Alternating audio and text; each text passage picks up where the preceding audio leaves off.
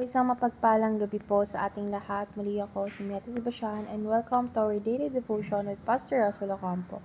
And today our devotion talks about ano ang pundasyon ng ating pananampalataya. So our concept's all about justification.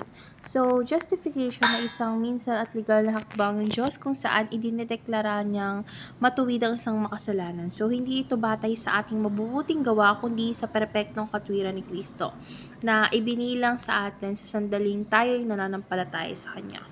So our Bible readings for today is all about Romans chapter 5 verse 1.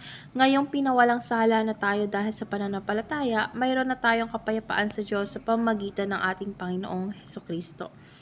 So, dadako na po tayo sa ating teaching. So, meron tayong key ideas of justification. So, yung first is God does not count our sins against us. So, sa sandaling tayo po ay manampalataya kay Kristo, pinatawad din ng Diyos ang ating mga kasalanan at hindi ito ibinibilang laban sa atin. Sa halip na hatol, kapatawaran ng ating tinanggap mula sa Kanya. Second is God imputes Christ's righteousness to us. So, yung perpektong buhay ni Jesus Christ ay ibinilang sa atin bilang katwiran. Hindi tayo naging matuwid sa ating sarili, kundi ginawa tayong matuwid sa harapan ng Diyos dahil kay Kristo. And lastly, God's justice justifies those who put their faith in Christ. So, yung katwiran ng Diyos ay ibinibigay lamang sa mga tunay na nananampalataya kay Jesus. Sa Kanya lamang tayo ay tinuturing naligtas at katanggap-tanggap sa Diyos. So, ngayon dito na tayo sa ating application, living out justification. So, yung first is reject guilt, shame, and Satan's accusations. So, kapag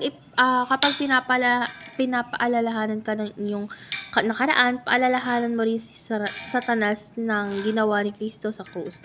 Hindi tayo alipin ng kahihiyan, kundi malaya na sa kanyang biyaya. Second is rest in the truth that God has fully accepted us. So, hindi natin kailangang patunayan ng ating sarili sa Diyos araw-araw dahil tinanggap niya tayo ng buo dahil kay Jesus at doon tayo dapat manahan. And lastly is rejoice in our freedom and new identity in Christ. So, sa halip na mamuhay sa takot, mamuhay tayo sa kagalakan ng pagiging anak ng Diyos. Tayo may bagong pangalan, bagong pagkatao at bagong direksyon sa buhay. So, ngayon na tayo sa ating last part, which is our discussion. Our discussion talks about ang justification.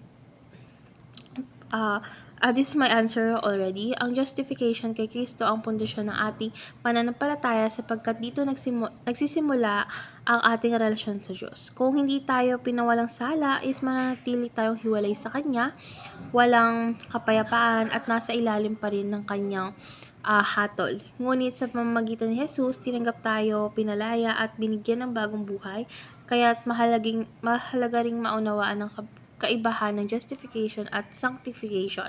Ang una ay isang beses na legal na deklarasyon ng Diyos na tayo'y matuwid, habang ang ikalawa ay ang patuloy na proseso ng pagbabago tungo sa kabanalan.